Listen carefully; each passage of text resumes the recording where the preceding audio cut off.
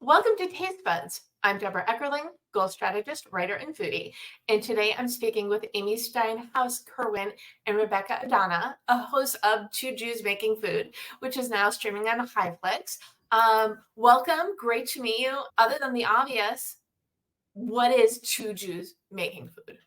Let's start there. We always say this. The show started as a joke. We had met during a year where we were doing acting, and we had done a show together. And we came to discover that we were both originally from Los Angeles, as that we're located on Long Island now, and that we were both Jewish. And at the time, I really didn't have that many Jewish friends or know that many Jewish people, as shocking as that is, on Long Island. Me neither. And so we kind of just got into sharing stories and talking about food and talking about, holidays that were coming up. And Hanukkah was coming, and I was having a Hanukkah party for my family. But Amy didn't know it was for my family, and she just heard I was having a Hanukkah party, and she's like, "Why was I not invited to this Hanukkah party?" I'm I was like the only Jew you know. She's like, "Who are you inviting to this Dare party?" you? And so I said, no, it's for family, but we should get together and make these recipes because it's so fun just to share, and it's also fun to see what I show up with and what she shows up with, and how it's the same and how it's different. And we knew it would just be a hoot. And then Amy, she came up with the idea. She's like, "We should do this on Facebook Live." And I was like, "Amy, I don't know who is going to watch it." We're like, "Our moms will watch it. They'll think it's fun." And so Which is the reason to do any show, right? That's right. Totally. Just for your mom. And so We figured it'd be funny to have people like watch us while we're cooking and yeah. ask us questions. So we pretty quickly came up with the name Two Jews Making Food, and Mhm. I bought the domain and I set up our Instagram. And I mean, by the boom. end of the day, Amy had like the marketing cornered on this. She had the name, she had set up the website, she had sent out the invitation for like the Facebook live feed. And the first show that we did was like 2 hours We did on a this full Facebook Hanukkah live. feast. Yeah, it was We did all of it. not only the whole meal. I think we did dessert. It And was by the end, we were ridiculous. exhausted. We looked at each other, we're like, is this ever gonna end? We almost immediately created Two Jews Digesting Food as a Mhm. follow-up. Because like at some point the show had to end, but we wanted to show people the food and what it looked like and what it was like to eat it and experience it together. And Amy and I just had such a great time that we're like, we should keep doing this because I think a lot of people are familiar with Jewish food, but I think there's so much out there to share. It comes from so many different places and so many people can relate into it. And when you share food, you're sharing a piece of yourself and heart, and it's a great way to connect with people, and it's a great way to explain cultures. It's a fabulous way to see how your culture is similar or different.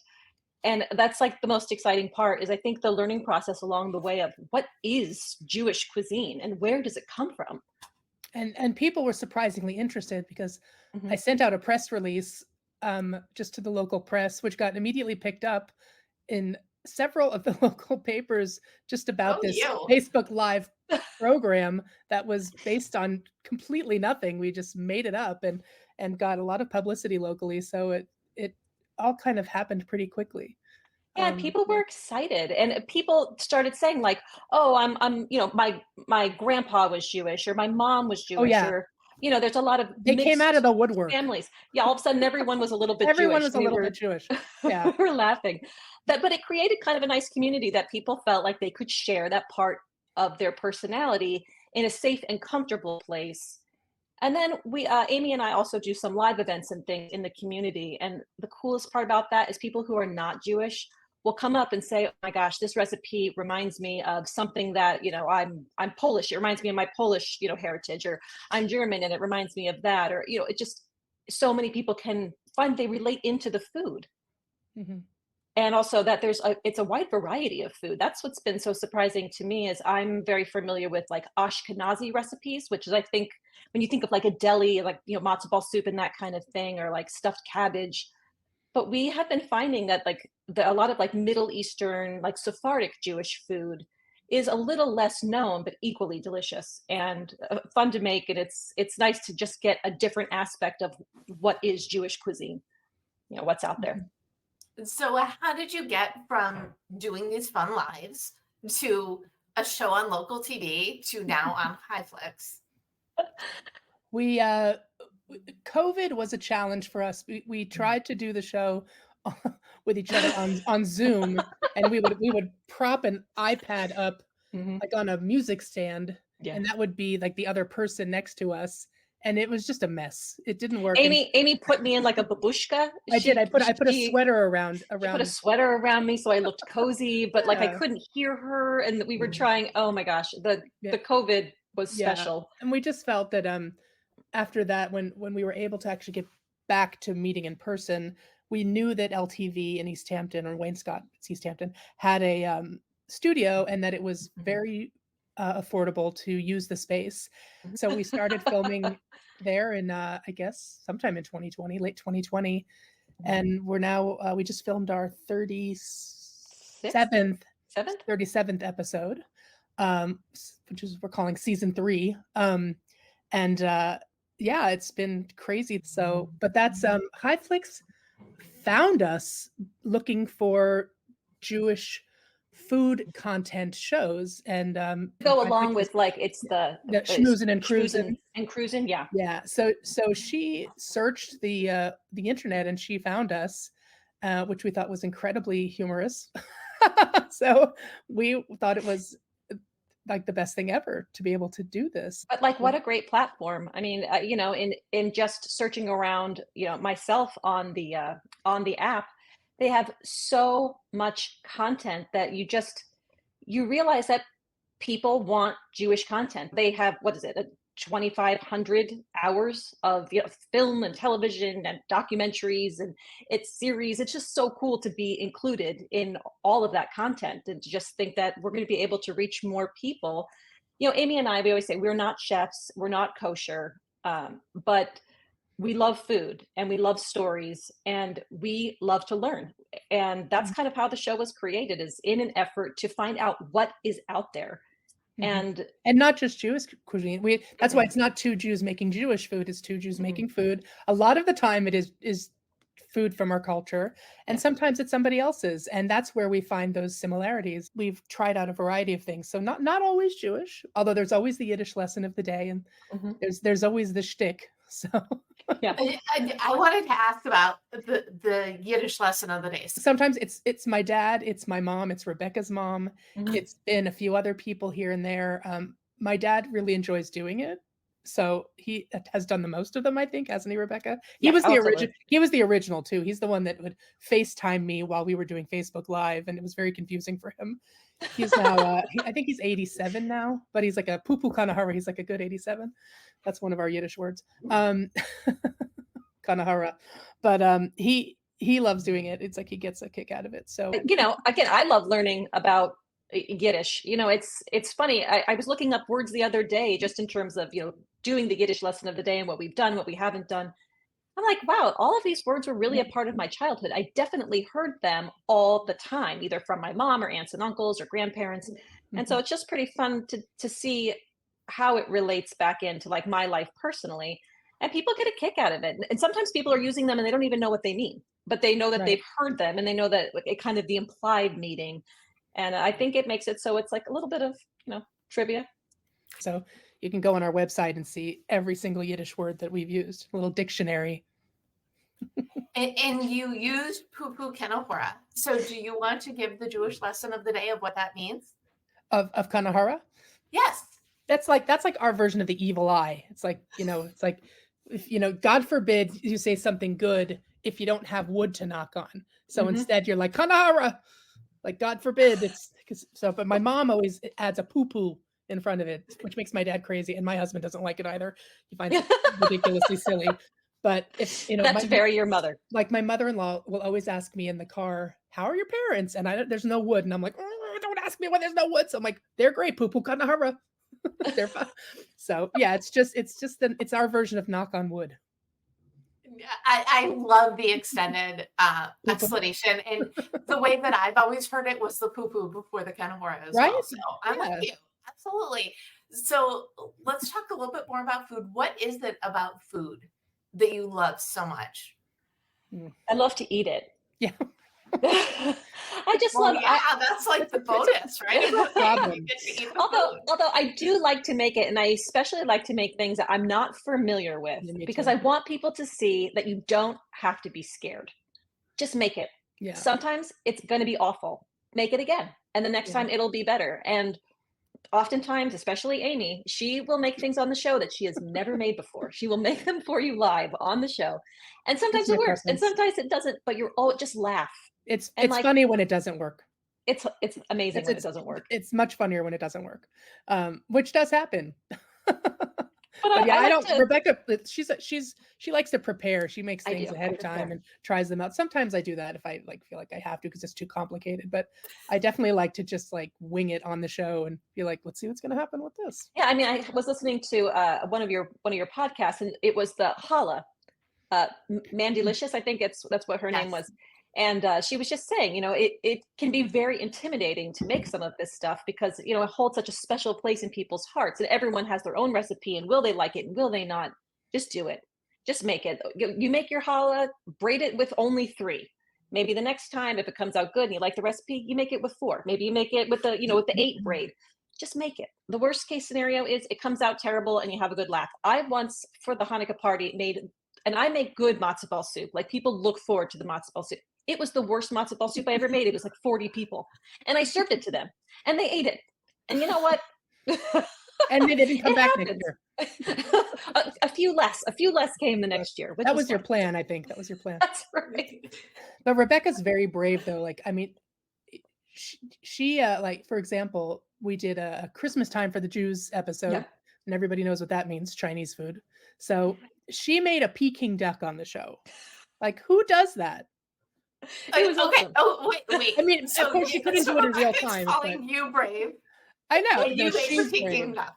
She made, and of course, and that takes not only a lot of preparation because she also had to have it already done because you can't do it during the course of 30 minutes. It takes a lot of time, but so she's like hanging this duck on I the was. coat I rack was I was hanging it. I was hanging the duck from a bent hanger, wire yeah, hanger off of my to cabinets the in dismay of my Joan house. Crawford. Oh my gosh. No My more family was wire like, hangers. they were like, "What are you doing with this duck in the house?" But it came out amazing, and I was not sure that it good. was going to come out at all, but it did. It was amazing, and I would do it again. Yeah, but that just And it's shows, fun. like, if we're doing it in this setting, like, then you can do it. Oh yeah, So easy. absolutely. Not easy. And if but, we're doing it, you can do it. if we're doing Because, like it, I said, we're not chefs. It's not like we're trained or we went to culinary school or any of that. We're just 2 women who like to eat. We like food. We like to cook food, and we love to be on the internet looking for food. I love but we Instagram. I also love TikTok. oh my God, it's so bad. But it's also the stories around it, the history and the traditions and the customs, and that's a big part of the show. We will always, if we're doing an episode that's focused on a holiday, then we'll talk. We'll talk a little bit about the history of that holiday, Purim or Passover, whatever it is. Again, not experts, so there's like we'll No. look it up. Like, I didn't know. Like this, I was I've learned so many things. yes, I'm like, I forgot that about that holiday, or like, I didn't realize that was the full story. And sometimes we get really cool, like, I can never remember what the story is now, but there was like women played a very important role in the story that I didn't realize from being, from when I heard it when I was younger. And so just like that women would play such an important role is such a cool thing to share, and an important lesson, in terms of history, in terms of women's contribution. Like, what a fun thing to find out and pass on to the masses. Well, like the other day, you revealed in a recent episode that the crock pot was invented by a Jewish man. Like, did you know, Deborah? I didn't. All I can tell you is I'm a reformed non-cook, and it wasn't until I got an Instant Pot and realized that cooking could be easy that I went, like I said, from dialing for dinner to full throttle food writer and podcaster. So, the crock pot thing, that's new information for me. Yeah, And it's this is developed by a Jew. why I love these conversations, because there's so much going on in the world. But one thing we can all relate upon and enjoy together is food, which is, these are bite-sized conversations about food, cooking, and community because they really all go hand in hand. Mm-hmm. Right. Amy, did you share your favorite part of the cooking? My favorite part of the cooking on the show or in general? In general, what is it that you love about cooking and food? I, when I cook, I really enjoy experimenting. Like, when it comes to certain things, I'll follow a recipe, but I really just like to make things up. I think I'm pretty good at identifying flavors that go well together and creating the perfect bite. And it makes me crazy because my husband will not do that. Like, I'll make something and he will not put a little bit of everything on his fork and experience the perfect bite. He's like, I eat this first, then this, then this, and it makes me nuts because I'm like, you're missing out on like my hard work of creating this And perfect bite for you. But I really enjoy like thinking about, oh, like I'm gonna throw a little bit of this in because that would go really well with that. And so I think, I mean, other than eating it, which of course, unfortunately, is like my favorite thing, but I was born the day after Thanksgiving, full of a meal, so it's like that clearly had something to do. My mom could not. She was like, "No, you're staying in there until tomorrow, so I can have my Thanksgiving meal." So I was like born with like all the good stuff in me. Thanks, mom. But but no, but I mean, I love Amy experimenting. is also excellent at making things beautiful and making a lot of dishes. She Using a is lot of dishes. using a lot of dishes. She's that cook. She's like, I'm going to use everything that I own in this one meal, and it's going to come out amazing, and it will look beautiful. But I am sorry if you are the person that has to clean up after Amy's work in the It's kitchen, usually me. because she loves gadgets. She loves to like make things beautiful and design. Like some of the, I love when she like sets all of our food up to take, Instagram photos or, whatever she's doing, because it always looks amazing. She's so good at that. She just has a really good eye for making Thanks, things girl. look beautiful. It sounds to me like, well, first of all, your personalities have rubbed off on each other because Rebecca sometimes is usually the planner, and Amy Mhm. is always the let's throw something together. But it sounds like you both do a little bit of each now, and you complement each other as well, which is Well, thank you. We amazing. do, yeah. Thank you. And like you both, I don't like to leave the audience hungry after talking about food. So do you have a recipe that you can share that we can put in the recap so they can experience your love of food and a particular recipe firsthand? Amy, do you have one? So many recipes. I know. I went Well, back to our they're all website on our website, and I twojewsmakingfood.com. cycled through. You know what? One of Well, my favorite ones is actually, Rebecca, is what? Which when one? you made that vegetarian, I guess that was the kishka, vegetarian kishka. Oh, the kishka, the vegetarian Yeah, kishka it is was so so good. good. We'll Yeah, that see was that one. my mom's suggestion, and everybody that eats it loves it. Like and it's so easy. It's one of those things that you make it that you're like, you have to be kidding me. Like that can't be. Kishka is that it's like a Yeah, loaf, and usually kishka's it's a like a loaf. meat, kind of like our version of haggis. But Mhm. but yum, I love haggis. But the vegetarian kishka is like carrots and onion and celery. It's Mm. like and then And it's it got all I think just cooks matzo together. meal, and then you make a loaf out of it, and it's like ridiculously delicious, and Yeah, it's even so if you're not easy. Jewish, you will eat this, and Yeah, you will ask what it is, and you want the recipe. It I is mean so it's good. for Passover because of the matzah meal, Mhm. but you can have it anytime. It's so Sure. good. So I would recommend that one. I don't know Yeah, what that's you're a good one. doing. Okay. We And we Rebecca made have an amazing souffle the other day, by the way, on the show. Oh, Julia Child. Yeah, I did Yeah. that one. I had soufflés souffle. going. Yeah, she made a souffle. Again, like crazy. Why not? Go the distance if you're gonna Right. do it. What? Worst case, doesn't work out? Oh well. Yeah. It's and you talked about the methods before. Most of the time, even if it doesn't look great, it's going to taste pretty good, right? Exactly. Yeah, most of the Exactly. time. Well, we always joke that, sometimes Jewish food is just like brown mush. Like, here is a brown bowl of mush, and you eat it, and you're like, this is the best thing I've ever eaten, but it's surely not the most colorful. Yeah. And Yeah, we Eastern always laugh. European. Yeah, Yeah, Ashkenazi food is not aesthetically pleasing, certainly. The Sephardic food is beautifully it is colorful very colorful. because Yeah. it's got, fruits in it and things like that. Hmm. But yeah. And I'm Rice 100%. and I call beans and myself an fruit. Ashkenazi princess. I'm Well, 100% because you Ashkenazi. are. I You am. are. But so I And love I'm half and Ashkenazi half. food. Yeah, Just I'm have to admit. Ashkenazi Yeah. and I'm Sephardic, so it's been pretty fun to figure out what the difference is. Mhm. But And, my mom always will say, "Oh my gosh, no, we used to eat rice instead," or like we used to have, beans. Like her grandmother used to make, black beans that I didn't even know that that was, something that Jewish people would do. But she's like, no, she always had beans on like the Yeah. stove. Yeah, we And never had beans. yeah, exactly. It's just But very cool. It can Sephardic be so Jews can different. have beans, they can have legumes at Passover. Mhm. I don't know why, but they can. Don't You ask us. unintentionally identified why I never take food pictures because my plates are usually beige. I love making them eat chicken soup or Yeah. chicken pot pie, put some applesauce. I mean, it is the most boring looking meal, but still delicious. It's all about the garnish. I was gonna say Amy will always have like a chive, or Gotta she'll have a have parsley, or she will like chive. get a radish, Gotta have a tomatoes. garnish. She'll find something to put on there. Yeah. So that's how I unbeiged my food. Okay, Mhm. thank you. Love that Yes. one. Gotta have a Any garnish. any other quick cooking tips you want to share before we wrap?